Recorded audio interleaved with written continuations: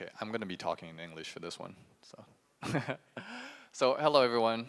Thank you for coming to my talk. My name is Jacob Pudipairot. I'm a doctoral student at Northwestern University. Today I'll be telling you about my experiences organizing structured hackathons, and my co-authors include my co-advisor, Tepchai Subniti, who's right here, Nongnut Ketui, and Nushri Thongthunwong. Okay, so I'd like to begin with a general definition of hackathons. So what are hackathons? Hackathons are actually quite difficult to define. So there are some common elements. So for example, some of them are timed events, and this can range from 24 to 48 hours. Some of them are organized around some specific purpose or cause or technology, and that's about it. So in between these two basic elements, there's a whole wide variety of events that can go under the definition of hackathons. So very briefly, I'd like to tell you about some examples of hackathons, just so we're on the same page. Famously, there's TechCrunch Disrupt, which is a 48-hour general hackathon event where people can work on any problem of their choice. This year, I think it'll be hosted in Los Angeles, and I think there'll be 10,000 people, so it's a pretty big hackathon. They'll be working on something individually or as a team, and they'll have to present to a panel of judges. Another example is Facebook or Meta. And so they organize hackathons every few weeks for some of their engineers to work on something besides their day job. And through it, they've produced many innovative and iconic features. So for example, the like button on Facebook, the like button, yay. That was something that was created during one of these hackathon events. Also the timeline events, that's also a thing that came out from the hackathons. And finally, structured hackathons in Thailand. This is what I'm going to talk about today. You might know it under the banner of Super AI Engineer. This is what I'm talking about. So these are hackathons that last 5 days, but they occur sequentially for week after week for 8 weeks. And these hackathons are focused primarily on teaching AI and machine learning to our participants, and we're using the format of hackathons as a tool for pedagogical purposes. So here are some basic elements of hackathons, which you often see, but they're not always there. So for example, there's pitching competitions. Sometimes there are judges, sometimes there are mentors, sometimes free food is provided, and sometimes not sleeping is a thing. I actually think there's an element to that. When you don't sleep, when you're just working all night on something, that's when the best findings tend to happen. So I'm not encouraging people not sleeping, but sometimes there is a trade-off that needs to be made. Okay, so to give you an idea, this is a picture taken from one of our events in 2024. In this case, we've booked out a hotel in Thailand for a month, and all participants, all 175 of them, live together, and they're expected to be participating in our hackathons full-time. I'll get into the details later, but let's dive deeper into the theory of hackathons and why they work. Okay, so supposedly, hackathons work because they allow participants to learn many different things through many different ways. So for example, studies show that hackathons enhance teamwork and creativity. They promote soft skills, and therefore they make hackathons more engaging than traditional classrooms. Secondly, hackathons also facilitate as professional networking opportunities. So for AI or ML, this is particularly important because students are looking to apply their theoretical knowledge to real-world data sets. And ideally, this requires access to companies, and those companies are in turn looking for engineers. Psychologically, hackathons work because they're what's called a failure-free environment. So in a traditional CS class, failure is often punished, right? So if you don't do well, you get a bad score, and this can impact your GPA, and potentially it can mean fewer opportunities down the line. However, in a hackathon, they're usually very short time limits. So you're given 48 hours. There's no real expectation of a fully finished product. So as long as there's something to show, it can be considered a success. And that's the theory of why hackathons work. I'm sure you're all convinced. Yeah, I'm not convinced either. So now let's play devil's advocate for a bit, and I'll talk about why the research on hackathons is actually far from conclusive. Because there's many different ways to conduct a hackathon, and each hackathon is tailored to its own specific purpose. So it becomes very difficult actually to draw conclusions about what works and what doesn't work. So in a meta-analysis by Schulten et al., it was found that there was no standardized setup for hackathons to assess learning outcomes. I want to actually highlight here what they say. They say they did not find a systematic approach to reliably produce or measure learning effects in hackathons. So out of all the few articles that were reviewed, that actually did try to evaluate outcomes, over half of them use self-reported learning. And I'm sure I don't actually have to tell you this, but using self-reported learning can be problematic because students are not accurate judges of their own learning. And a third of the articles have no explicit learning goal at all. So yeah. Another problem is the lack of longitudinal data. Hackathons tend to last on short timescales of a few hours to maybe a few days, and it's difficult to properly explore how changes in formats could actually impact outcomes. There's actually an even deeper problem, which is that of techno-solutionism, the assumption that any problem can be solved using a technical method to solve it, and to assume even more that it can be solved in a couple days can be very misguided sometimes. So there are some problems for which hackathons are suited and a lot of problems for which they're not appropriate. Okay. I'd like to actually highlight this wonderful graph from my colleagues, Connie Chow and Liz Gerber at Northwestern University. They note that over the past decade or so, research on hackathons have gone through 4 major phases. So in the beginning, literature on hackathons focused primarily on establishing the purpose of hackathons. That's the bar in blue. They answer questions like, why are we even organizing hackathons in the first place? Like, what's the purpose of doing this? Then later, people started playing with the formats of these hackathons. That's the bar in red. So the paper is focused on the formats, or asking, should we do several hours? Should we do a couple of days? Should we have judges or mentors or not? So they're playing with the formats a bit. And then after that, people started thinking about the processes a bit more. That's the bar in yellow. What are the social mechanisms underlying the interactions that we find during hackathons? So a lot of this is activity theory. I don't know if any of you are comfortable or familiar with activity theory, but you should probably look it up. It's quite significant in the learning sciences. And finally, only in 2020 did researchers actually start to look at outcomes, and that's the bar in green.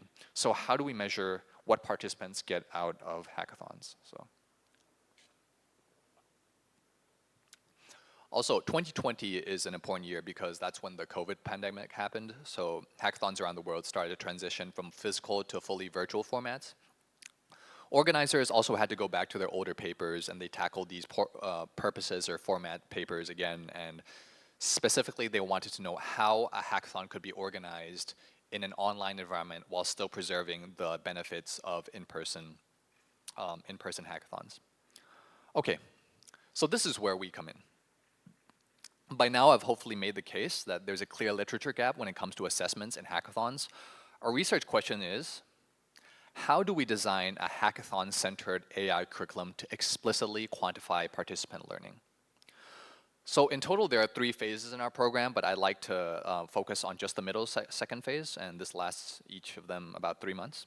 So in the first phase, which lasts from January to March of 2024, participants would join a series of online hackathons on Kaggle, which are 36 hours long.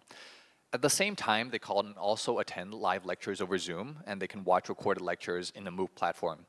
At this stage, there are about 8,000 participants, and at the end of this phase, they have to take a pre-intervention test and attend an interview to see if there's a good fit for the second phase. Now, in the second phase, we select 170 participants, and they again use Kaggle as a platform for their hackathons. These are much more intense now. They're doing 5 days of hackathons, and they're working on data sets provided by local companies or organizers throughout Thailand. And on-site lectures can also be given. Sometimes these are given by guest lecturers, and they're also team-building activities for the participants. And after that, they have a post-test. As you can imagine, they're having a really good time. It's really fun, and they're learning a lot. And finally, in the third phase, the same participants in the second phase, so all 170 of them, they're matched to these local companies as interns or employees. Finally, at the end of the third phase, they're expected to make a poster presentation on their internship projects. Okay, so I'd like to go a little deeper into our participants that we selected for our second phase. We aim for a diverse representation in terms of gender, age, and geography. So there's 170 participants, there's 150 male and 20 female participants. And this is roughly proportional to the participants that applied during the first phase. The ages range quite a lot. So there's ages ranging from 16 to 50, which I think makes our program really unique among the other global hackathon events that you see around the globe. We're getting students all the way from high school to people in their mid-50s, which is in middle age, so they're occupying more senior roles as well. 70% of the cohort are from high school or university, and also there's representation from all 8 major regions of Thailand. So I'm sure, as you all know, Thailand is a big country, and we're not trying to get just the typical STEM students from the big cities. We're trying to get all the maybe even smaller villages so that a diverse representation of students throughout Thailand can come in and benefit from our program. We would do more actually if we could, but the resources are limited. Okay, and so they're grouped into 6 teams of 30 members each, and each team is matched to a team, and they're sorted thematically. So there's a team for academia, for example, where they're focused on getting into academia. They read papers together. There's another team that focuses on business applications. So hopefully they go through this hackathon, and afterwards they hope to join a business together or enter some entrepreneurship venture together, and so on. Okay, and the teams compete in this 5 days long hackathon competition. There are lectures that are given on the same theme, and they have to work on it. Hopefully they learn a lot from the lectures as well. Okay, so I just want to show you, because I've been talking about Kaggle for a while, this is what Kaggle looks like. So this is taken from phase 2 from a couple years ago when I myself was a participant, as Dr. Rachasak mentioned. Here you can see there are 6 teams of approximately 30 people, and they've submitted their solutions to a Kaggle problem here. I think the problem here was a machine learning problem to classify product listings for like a product eBay sort of company. I actually don't really remember, but it's like, oh, given an image, this is a piece of furniture, so it belongs under the product listing of the furniture class. Okay, so in this specific example, you can see that the competition has not ended yet, and we can see that our model is 92.4% accurate, which is 92.4% accurate on half of the data set, and that's in 3rd place. But once the competition has actually ended, we see that the final rankings of the 6 teams that have entered are then decided. And it seems that that team, in particular, has received a bump in the rankings to the 2nd place on the unseen half of the data set, which means that the solution generalizes well. So the reason we're doing this is we're making sure that they're not overfitting on the training set of the data set. We're ensuring that the solutions can be generalized to other domains, and that we're not just hacking our way through these very niche problems. Okay, now I want to address what maybe some of you are already thinking of at this point, which is that it's strange to rely on a single performance metric to determine the best solution, and that is true. That is a valid criticism. A model can be really accurate on a single metric, but it can also be computationally expensive, so that it becomes impractical for real-world inference. There are other problems like latency, resource usage, maintainability, explainability, and these are all crucial to a model's overall viability. And for that reason, we have to do pitches. And so we have to augment our grading beyond just a single leaderboard metric. We're inviting the teams to pitch and explain their solutions. This pitching performance is factored into the final consideration of what we give to the participants. So here on the left, you can see a bunch of students giving their pitches for the models that they're using and the trade-offs that they're facing. On the right, you can see the final results of the team's performances. The team in the middle that you can, okay, you can't really see it, but they won 10,000 baht. That's the grand prize, and it ranges from competition to competition. So in this one, they get 10,000 baht, but in some of it, it can go all the way up to 40,000 baht. I think in this year's competition, there was one where it was like 80,000 baht, which is quite a lot. Okay, and this is a broader overview of the subjects and which AI topics are covered during the 8 weeks of hackathons during the second phase. So as you can see, there's a brief period of online activities before going on-site for weeks 2 to 5, and then back to online again. We're trying to cover a broad range of AI subjects. So there's NLP, signal processing, data science, computer vision.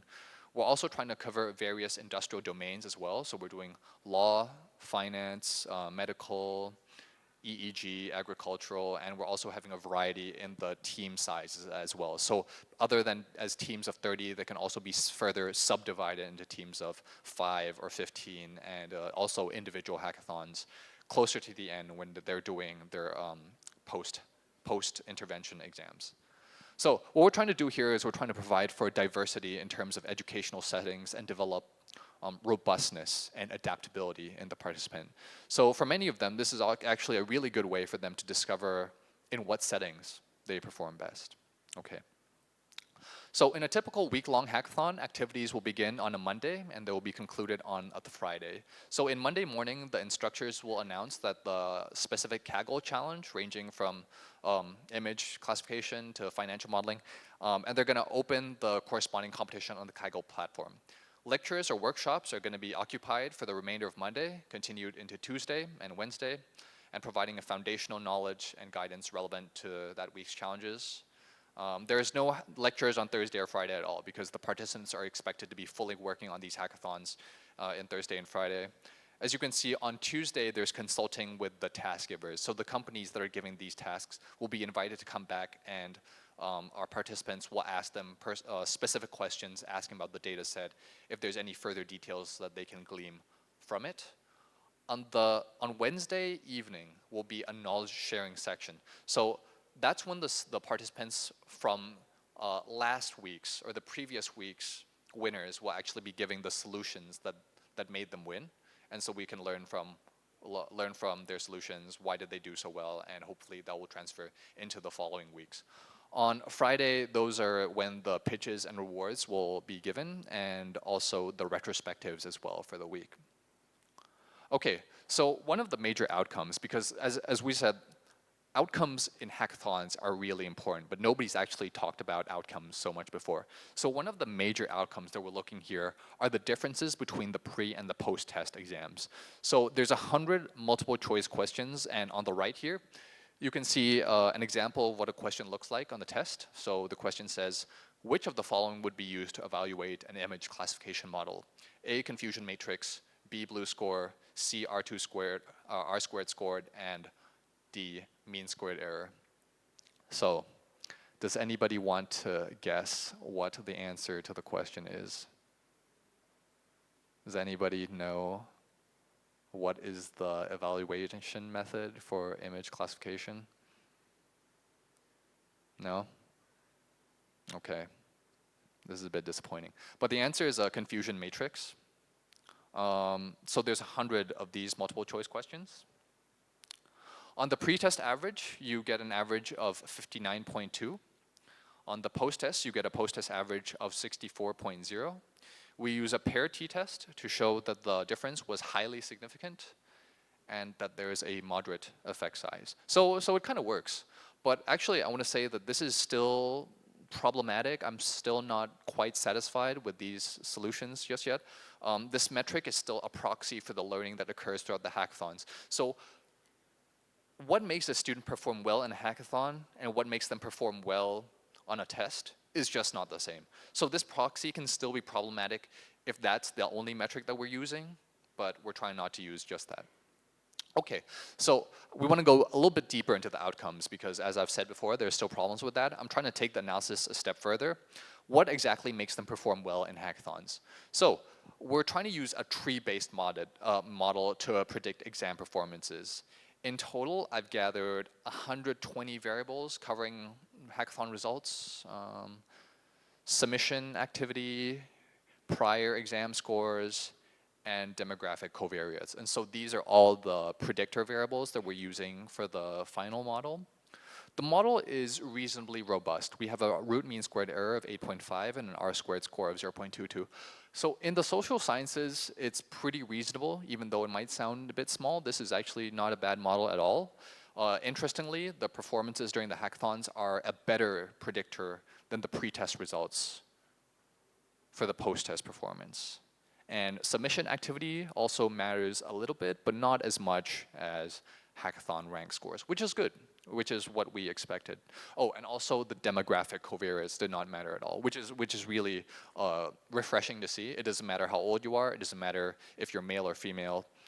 It doesn't matter which part of Thailand you're from. These are not good predictors of performance. The only good predictor of performance, or the most important predictor of performance, is whether or not you've done well on the hackathons themselves in predicting the exam scores. This is a more detailed feature table. Just one thing I want to say worth noting here is that performance on Hackathon 3. Hackathon 3 is surprisingly very important for predicting exam scores, much more than the practice exams from trial 1 and 2. And it's interesting because Hackathon 3 in particular had to do with legal text classification in the Thai language. So at the time of 2024, this is prior to the pre-LLM era, there aren't a lot of models that can handle the Thai language very well. So every team was essentially working with the same few models. So the teams that can figure out the various tricks to squeeze out the most performance did particularly well.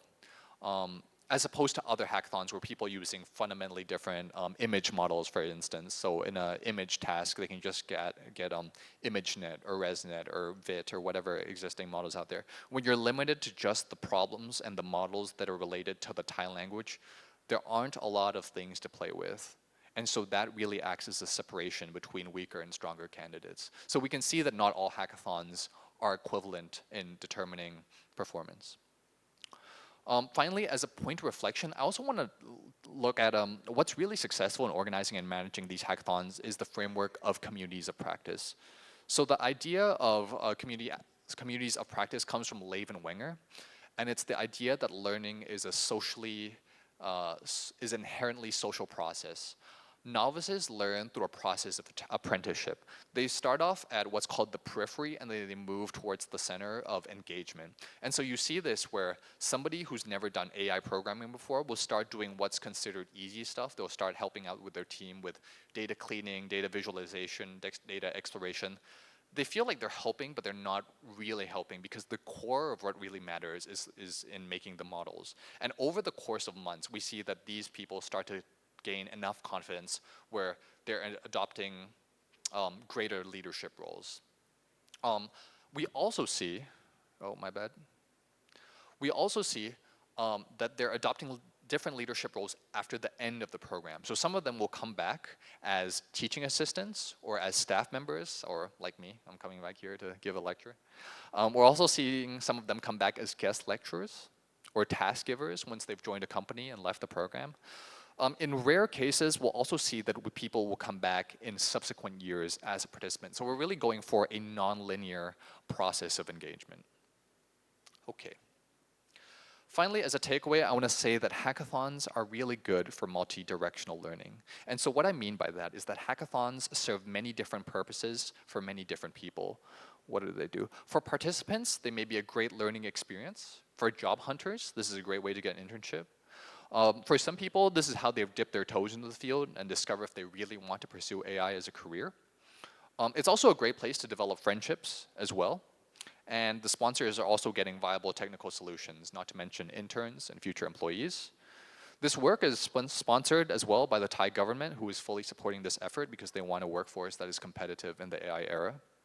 Now for future work, I think it would be really interesting to do a countrywide network analysis of our program's impact, because if you ask most people here who are in the AI sector in Thailand, including university students, have you heard of Super AI Engineer? If you ask anybody who's working in the AI sector, have you heard of Super AI Engineer? Do you know what that is? I think most of them will have at least heard of our program.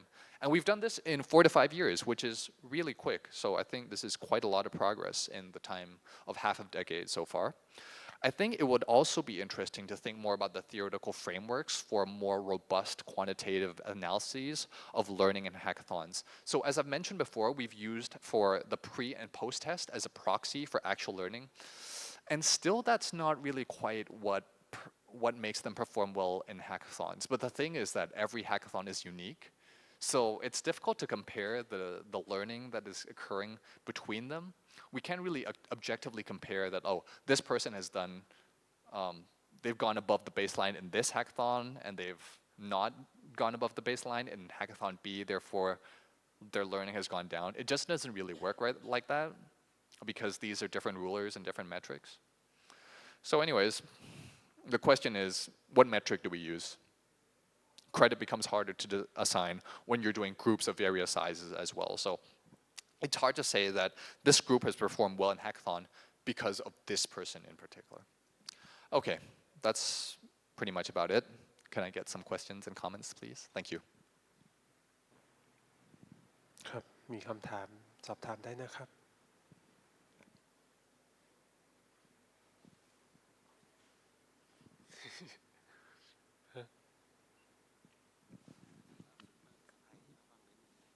เล่าเป็นภาษาไทยครับก็เดี๋ยวเขาอาจจะขอเล่าเป็นภาษาไทยให้ฟังหน่อยนะครับก็เพิ่มเติมจากเจคอบนะครับว่าเป็นโครงการซูเปอร์เอนจิเนียร์ปีนี้เป็นปีที่5แล้วนะครับแล้วก็อย่างโครงการเนี่ยก็จะเป็นฟอร์แมตใน1ซีซั่นเนาะเราก็จะแบ่งเป็น3เฟสนะครับก็คือเป็น3เลเวลหนึ่งก็คือเป็นออนไลน์คนสมัครเข้ามาแต่ละปีเยอะนะครับปีนี้เท่าไหร่10,000 คนนะครับในรอบแรกเนาะก็จะมีเข้ามาที่ MOOC นะครับเฟส1นะครับก็จะเป็นการอบรมออนไลน์นะครับเป็น10,000 คนเลยนะครับแล้วก็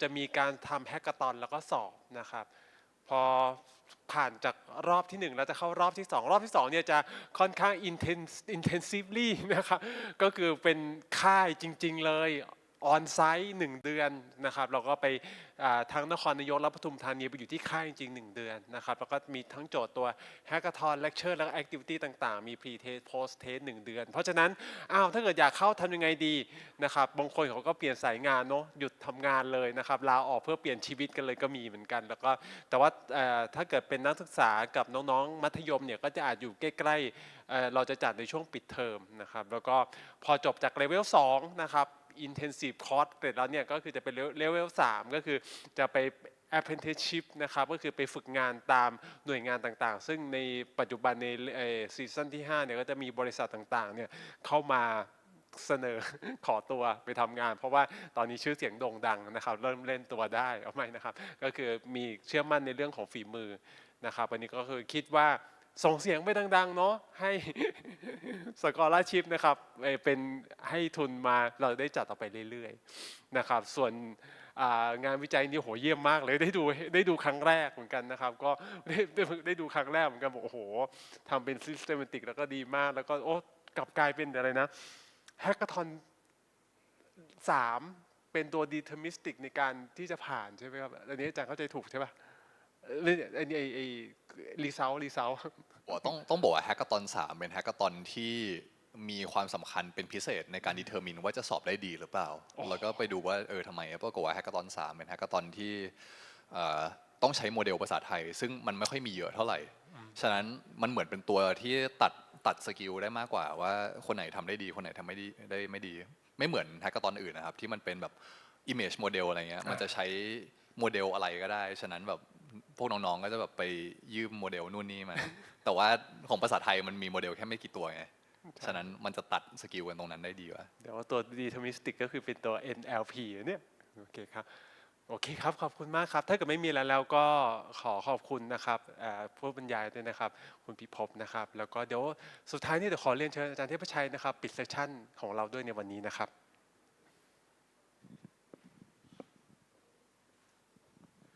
ก็ขอบคุณทุกคนนะครับที่อยู่มาถึงตอนสุดท้ายเซสชันวันนี้มันก็จะเป็นเซสชันที่อาจจะเน้นเริ่มต้นด้วยเป็น learning analytics เนาะแล้วก็หลายๆอันเนี่ยจะเป็นแพลตฟอร์มที่จริงๆแล้วเนี่ยก็จะเป็นแพลตฟอร์มที่จริงๆน่าจะถูกเอาไปใช้ในงานทางด้าน education ได้เยอะจริงๆแล้วอันแรกมันจะเป็นแพลตฟอร์มในเชิงของ data analytics เนาะที่เอามา apply ในเรื่องของพวก learning analytics ได้อันที่2เนี่ยเป็นซีลาคอร์ที่จริงๆแล้วเนี่ยอาจารย์เขาอาจจะเน้นในเรื่องของยุงเป็นหลักแต่จริงๆซิลล่าคอเป็นเรื่องของ image processing ซึ่งจริงๆเราสามารถเอาไปประยุกต์กับงานทางด้านการศึกษาได้เยอะและจริงๆมีหลายๆโปรเจกต์ที่เด็กนักเรียนเนี่ยเอาพวกซิลล่าคอเนี่ยไปทำโปรเจกต์ทางด้าน image และท้ายสุดเนี่ยก็เอาไปประยุกต์ทำให้เขาได้การเรียนรู้ทางด้าน AI ส่วนของอาจารย์เสาลักษณ์เนี่ยก็จะเป็นเรื่องของ analytic platform ซึ่งมีความหลากหลาย นะครับเพราะว่าต้องการที่จะดู learning activity ดูกิจกรรมการเรียนรู้ของเด็กๆซึ่งจุดนี้เป็นจุดที่คิดว่าน่าจะสำคัญมากในอนาคตเพราะว่าเนื่องจากว่าถ้าเราดูเทรนด์แล้วเนี่ย